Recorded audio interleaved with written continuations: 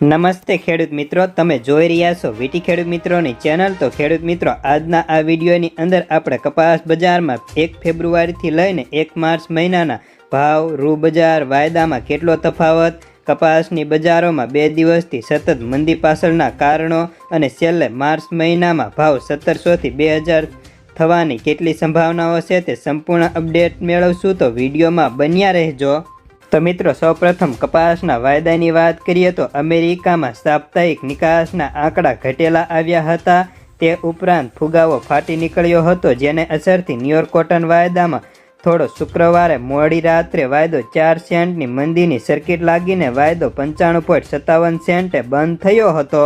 જો મિત્રો, એક મહિનામાં 15% જેટલો વધારો છે। જોકે આ વધારો ખૂબ જ ઝડપી અને કસમયનો હતો, એટલે ભાવ થોડો તૂટવાની પણ આશા હતી જ ને હજી થોડો ભાવ ઘટે તેવી પણ શક્યતાઓ છે। ત્યાર પછી થોડા સમય બાદ ફરી બજારમાં સુધારા આવશે।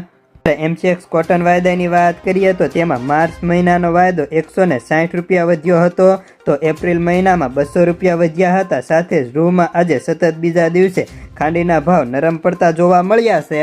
હવે ઘણા ખેડૂતો વારંવાર એમ પૂછતા હોય છે કે ખાંડી એટલે શું? તો મિત્રો, જ્યારે 356 કિલો રૂ હોય તો તેને ખાંડી કહેવાય, 170 કિલો રૂ હોય તો તેને ગાંસડી કહેવાય। અને વજનની વાત કરીએ તો જો ખાંડી બરાબર 20 મણ, એક ખાંડી કહે તો 20 મણ હોય, અને 5 મણ બરાબર 1 ગુણી કહેવાતી હોય છે, અને છેલ્લે 20 કિલો બરાબર 1 મણ કહેવામાં આવતું હોય છે ને। હજી ન સમજાણું હોય તો કમેન્ટ કરી પૂછી શકો છો, તે ઉપરાંત વિડીયો પણ રિવાઇઝ કરી જોઈ શકો છો। તો મિત્રો, હવે કપાસના ભાવની વાત કરીએ તો આજે કપાસના ભાવ તેની ક્વોલિટી પ્રમાણે 4G, A1 અને લંબતારવાળા કપાસની અંદર 1540થી 1620, B પ્લસ ને B ગ્રેડની અંદર 1450 થી 1520, C ગ્રેડમાં 1300 થી 1450, તો 2 એન્ટ્રીઝ 1610 રૂપિયાની જોવા મળી હતી। તો મિત્રો, હવે 1 ફેબ્રુઆરી અને માર્ચના તફાવતની વાત કરીએ તો સૌપ્રથમ ન્યુયોર્ક કોટન વાયદાની વાત કરીએ તો તે ન્યુયોર્ક કોટન વાયદો છેલ્લા 1 મહિનાની અંદર 15 સેન્ટ વધી ગયો હતો। MCX વાયદાની વાત કરીએ તો તેમાં 6000નો સુધારો થયો છે।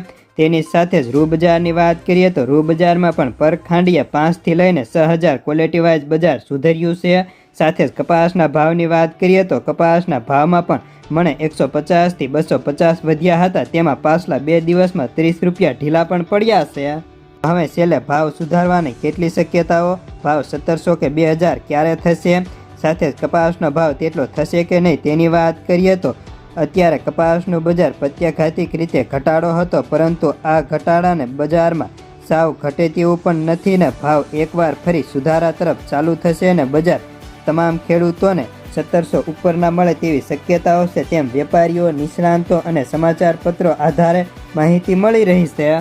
તો બસ આજના કપાસના સમાચારમાં આટલું જ। જો તમે દરરોજે દરરોજના તાજા કપાસના સમાચાર, બજાર ભાવ માટે ચેનલને સબસ્ક્રાઈબ કરી નાખજો।